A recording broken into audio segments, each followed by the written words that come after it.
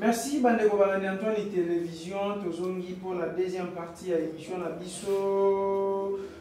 Lelo na ebisa bino toza na première partie toza na que dispose la loi et puis deuxième partie tokoti na cogitant spécial. Cogitant spécial na maître Marshall to meka un peu kosolola na sur ba feigno so ezo le karamboka na biso na minute makambo ezebele na mboka. Makambo eza tellement ebele makamboza ebele na yebi ke maître Marshall ndenga ye lelo boyawa ngana génération na moni epo ye aloba makambo eza vrai mais avant na banda na pesi mbote na Ngoma Silva petit frère a dérangé nga trop libanga yango wana puis na pesi mbote na les jeunes imam Ali Ezulu wa Moke force tranquille maître Marshall tomoni Ndeko Moussa Mondo. Azaka ancien vice-ministre ya hydrocarbures. Ba juge qui est en flagrance la tribunal ya grande instance ya Kinshasa Gombe. Va condamner 20 ans de prison ferme avec une amende de 1 million de francs congolais pour homicide intentionnel. Abetaki mwasi na ye. Moi, ça commence gravement malade, amène à l'hôpital à Kofi. Pour l'année, 20 ans de prison, plus 1 million de francs congolais. Et puis, pourquoi le fait à moratoire les arrive déjà, non? Pour l'année, pour moi, c'est à Kofi parce qu'il y a un tablet qui. Pourquoi Babomi est pété? Pourquoi il n'y a pas Babomi, moi aussi? D'accord, pas pour la Mutuna. Et en fait, je n'ai pas encore lu la décision du juge. Justement parce que, vous savez, les journalistes ne sont pas des juristes. Alors, ceux qui vont dans le procès, ceux qui jugent à lobby, le ministère public à lobby, on va publier sans affirmer ni confirmer d'abord. Ceux qui les les gens qui ont commis, qui ont condamné pour. Oui. Alors, jugé en procédure de flagrance au tribunal de grandes instances de Kinshasa Gombe, Moussa Mondo est condamné à 20 ans de prison ferme avec une amende de 1 million de francs congolais pour homicide intentionnel. Bon, lui, apparemment, il fait les droits, non? Oui. Mais je ne crois pas qu'on condamne quelqu'un par homicide intentionnel. Ce n'est pas une infraction, ça doit être un groupe d'infractions. Je ne crois pas que c'est une infraction. Ce qui est sûr, pour ce que Moussa avait fait, ça doit être les causes et blessures aggravantes. Vous comprenez? C'est les causes et blessures aggravantes. Je n'ai pas suivi les procès, je n'ai pas suivi l'affaire de près. Mais je regardais, j'ai vu les images de la manière dont il avait frappé sévèrement la femme. Qu'est-ce qu'on appelle en droit les infractions préterintentionnelles? C'est-à-dire c'est un groupe d'infractions. C'est-à-dire toutes les infractions qui dépassent l'entendement du délinquant. En d'autres termes, je frappe un coup, je donne un coup à quelqu'un et la personne tombe et meurt. Voyez-vous? C'est-à-dire, même moi je suis étonné. Maintenant, il y a beaucoup de ce sont des infractions préterintentionnelles. C'est-à-dire qui ont dépassé l'entendement du délinquant. Voyez-vous? Maintenant, le cas de Moussa, le monsieur a frappé sa femme. Sûrement, il y avait un problème. Il a frappé sévèrement sa femme sans intention de la tuer. Et la personne est morte, la dame est morte. C'est une infraction préterintentionnelle. Mais, premièrement, c'est quoi l'infraction que Moussa a commis en vrai? C'est le cause et blessure. Il a frappé des coups. En droit, la qualification juridique voudrait que nous puissions parler des coups et blessures. Vous comprenez? Maintenant, après, la personne est partie à l'hôpital, la dame. Ça n'a pas tenu, elle est morte. Ou elle est morte, du coup, je ne sais pas. Mais la personne est morte après. Vous comprenez? L'intention de Moussa n'était pas de donner la mort, mais de châtier, de frapper, de punir. Même si ce n'est pas, je ne dis pas que c'est bon, moi je ne dis pas que c'est bon, j'analyse juridiquement. l'intention de Moussa n'était pas de donner la mort. La mort est venue suite au coup donné par Moussa. Et moi, je pense que la qualification devrait être simple. C'est les coups et blessures aggravants qui a conduit à la mort. Là, vous n'allez pas parler, des meurtres. Si j'étais avocat de Moussa, j'ai martelé sur les coups et blessures aggravants, puisque les coups et blessures ont conduit à la mort. Mais aussi, si l'on veut peut-être exagérer, on peut peut-être, si on veut aller loin, on peut parler des meurtres. Moussa a commis l'infraction des coups et blessures. D'abord, mais les coups et blessures a conduit à la mort. Vous comprenez? Si l'on veut aller dans une qualification, parce que les droits, c'est une réflexion, les éléments constitutifs, l'on doit mettre ensemble, nous allons constater tous que là, il s'agit d'abord des coups et blessures. Mais les coups et blessures qui ont conduit à la mort, pour moi, l'on doit aggraver l'infraction. On doit aggraver. C'est les coups et blessures aggravants. Vous comprenez? Puisque ça a conduit à la mort. Or, Moussa n'avait pas l'intention de donner la mort. Et comment savoir que Moussa n'avait pas l'intention de donner la mort? Non, c'est parce que si Moussa voulait tuer, vous pensez qu'il ne veut pas chercher l'arme, il ne veut pas la pendre, il ne veut pas l'empoisonner. Et s'il faut commencer par des coups, il faut tuer par des coups. Non. C'est-à-dire, le juge est un juge de bon sens humain. Moussa a sa femme à la maison, il n'y a pas plusieurs manières de la tuer. Il n'y a pas plusieurs manières. Est-ce qu'il faut commencer par frapper et tuer? Ça, c'est un raisonnement pour faire comprendre qu'il n'avait pas l'intention de tuer. C'est ce que, par colère, il a débordé. Alors, si l'on veut aller, certaines choses peuvent aller plus loin, toucher l'infraction de meurtre. Puisqu'il y a la différence entre meurtre et l'assassinat. L'assassinat, c'est quand il y a eu préméditation, et dans les meurtres, il n'y a pas préméditation. Si l'on veut peut-être, moi je suis en train de vous expliquer pour m'inscrire en faux la publication de monsieur le journaliste Césaire Moutombo. C'est un geste d'investigation très efficace, mais les termes peut-être ne sont pas bien utilisés, je ne sais pas, je ne connais pas aussi tout. Mais dans telle hypothèse, on peut peut-être parler des coups et blessures aggravants ou parler des meurtres. Mais essayer de parler des histoires que vous avez dit là, je ne crois pas. Alors, quant à la condamnation, quand même c'est conduit à la mort. C'est tout à fait logique qu'on puisse condamner M.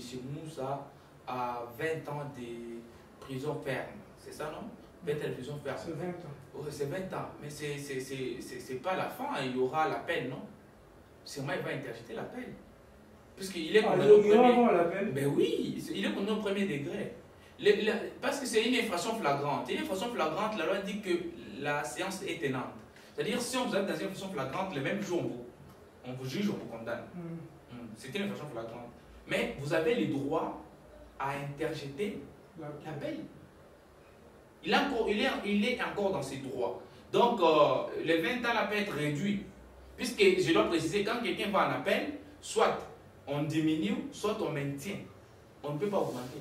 Donc, merci beaucoup, maître. Vous pourrez derrière le temps. Pour l'année du gouvernement, c'est quoi les vrais problèmes? Bon, toujours il y a 90 jours depuis, toujours il y a 100 jours depuis chef de l'État. Papa Gilles, je sais que le contexte congolais est un contexte politique très complexe, mais que cela ne tienne, je peux dire que la politique congolaise, elle est laide. Justement pourquoi? Parce que vous verrez bien que dans tous ces histoires, dans toutes ces manigances, manœuvres et tout, c'est le problème du partage du pouvoir. Au moment où d'autres pays réfléchissent pour donner des responsabilités à certaines personnes afin de relever la cause du pays, nous nous retrouvons devant les personnes qui se partagent les pouvoirs. C'est ça le problème. Or, quand on me donne un poste ministériel, tout ça, c'est justement pour servir l'État congolais, pour répondre aux besoins de la population congolaise. Mais je remarque ou j'ai l'impression que dans notre pays, quand on donne une occasion, une responsabilité à quelqu'un, c'est comme donner la chance à quelqu'un d'être riche ou de devenir riche. Voyez-vous? Et la personne faite est contente. C'est un problème dans les concepts congolais. Voyez-vous? Pourquoi ils traînent? Justement parce qu'ils doivent s'entendre sur certaines clauses. Pourquoi? Parce qu'il y a union sacrée. La majorité de la chef de l'État, non? Mais même s'il y a un chef de l'État, ils sont dans l'union sacrée. C'est une plateforme politique. Ils sont dans l'union sacrée. Alors, ils doivent voir, dans l'union sacrée, il y a beaucoup de partis politiques. Ils doivent voir les quotas de chaque parti politique. C'est un problème. Quand on parle des quotas, on parle de partage du pouvoir. On parle. Mais enfin, la responsabilité. On veut des ministres responsables qui peuvent répondre aux problèmes des Congolais. Pas les ministres issus de coalitions, issus des dialogues, des consensus. Nous en avons marre. Nous voulons des ministres qui doivent répondre, n'est-ce pas, aux problèmes des Congolais. Là, je demande au chef de l'État d'être regardant, de ne pas laisser tout ça entre les mains de Madame Toulouka, mais de voir, c'est son droit, c'est dans ses attributions, Madame la Première ministre, mais que le chef de l'État comprenne que nous sommes dans les contextes de trouver des personnes dynamiques qui peuvent répondre aux problèmes socio-économiques de la population congolaise et non aux personnes qui viennent s'enrichir ou les personnes de mauvaise moralité. Ça, ce n'est pas bien et ce n'est pas intéressant pour la population congolaise. Et donc, si le gouvernement tarde pour de telles questions, des partages du pouvoir, eh bien, nous sommes fautifs. Et quand Baat dit qu'il faut réduire la taille du gouvernement car on doit réduire le train de vie des institutions. À féliciter. Faut-il qu'il parte loin afin de se battre, que ça se réalise? Parce que parler c'est bien, mais faire c'est mieux. Mais maître, est-ce qu'on a noté ma madame ou bien parce qu'il y a Zolongo? Non. Est-ce qu'il y a Zolongo? Est-ce qu'il va continuer aux Arabes? On ne sait pas. Est-ce qu'il y a un sous-poste? Bon, je ne voudrais pas que je fasse une analyse objective. Non, mais plusieurs personnes demandent ça. Si, maintenant, Papa Gilles, moi je suis chrétien. Nous, les chrétiens, nous disons souvent que si une personne se répand, et donc les choses anciennes sont passées, elle est devenue une nouvelle créature. Bon, alors, elle s'est répandue. Elle s'est répandue quand à un moment, la personne, l'incertitude.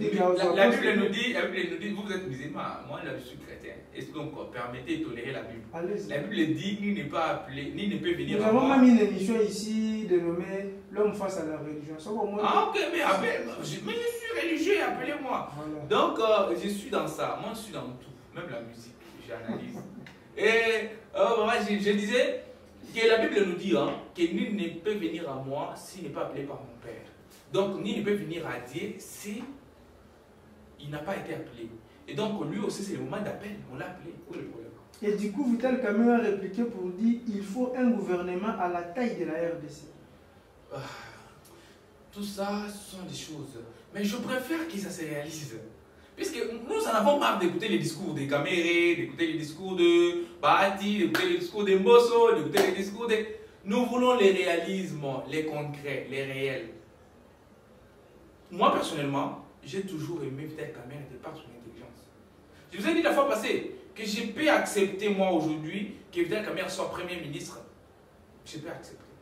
Je n'ai aucun problème contre tous ces gens-là. Ce sont des personnes intelligentes. Mais ce que j'ai toujours plaidé, c'est le cas de la jeunesse. Puisque les mêmes têtes se répètent. C'est ça le problème qui tique mon esprit et qui me met hors du commun. Écoutez, la population congolaise, elle est très vaste. Nous sommes plus de 100 millions d'habitants. C'est quoi? Mais on tarde toujours sur les mêmes têtes. Le gouvernement va sortir, on va vous dire, tel était avec Mobutu, était avec Kabila, était avec Kabila fils. Mais enfin, la jeunesse là, quel est le concept, ou quel est l'essence du concept de la jeunesse, c'est l'avenir de demain? Quelle est l'essence?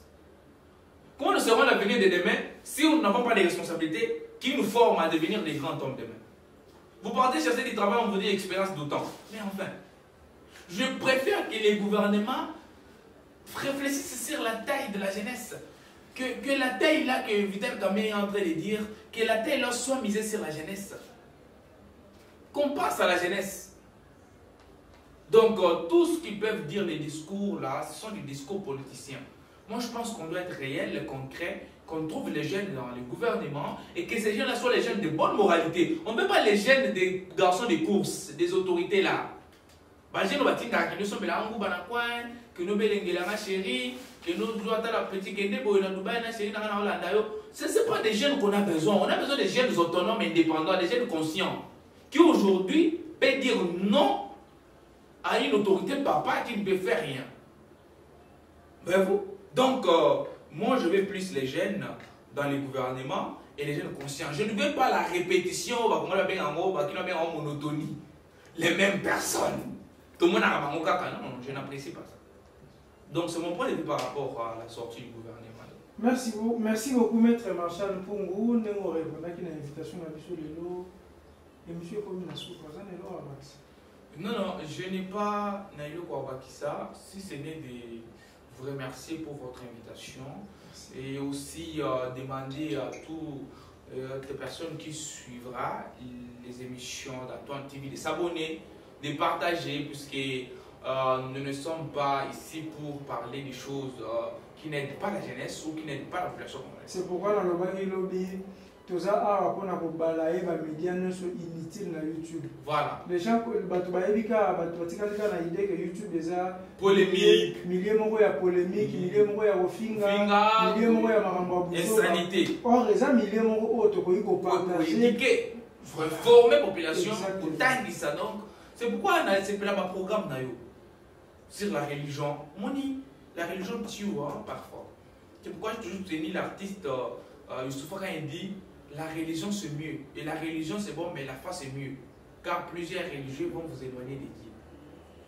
Aujourd'hui, nous avons des spectacles, un pasteur. C'est un problème. Et là, je pense que ça sera aussi mieux d'analyser la mission de l'Église.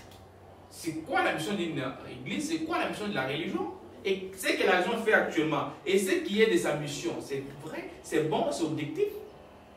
Donc, l'on doit réfléchir à toutes ces questions-là. Quelle est même la nature juridique d'une religion ou d'une église?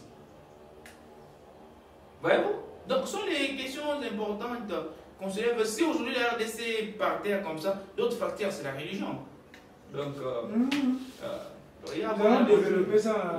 Monsieur allons face à la religion. Voilà. On va développer, vous verrez qu'on a encore des choses à frapper. Moi, j'aime pas. Je connais tellement beaucoup de gens qui. Je ne peux les citer que s'il y a un cas d'anniversaire. Je ne peux pas commencer à les saluer chaque matin. C'est pas possible. Ils peuvent m'appeler ou je les appelle au téléphone. Ça va. Merci beaucoup, Maître Marshall, pour nous répondre à l'invitation à Bissot Lelo.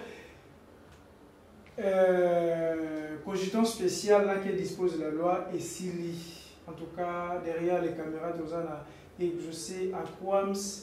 Kabe di Dorcas mbote na ya mwana chenga makelele trop na tongo voilà ba ancien nyonso ya mwanda na pesi bino pe mbote surtout ba école primaire wana boleo bo sexinga trop. En tout cas, on se retrouve très prochainement avec un autre numéro. Bye.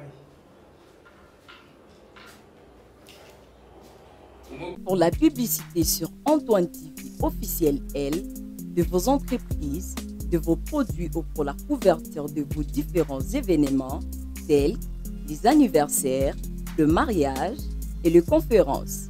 Veuillez contacter notre direction commerciale au +243 89 73 78 781 ou +243 83 34 87 744. Merci de nous avoir choisis.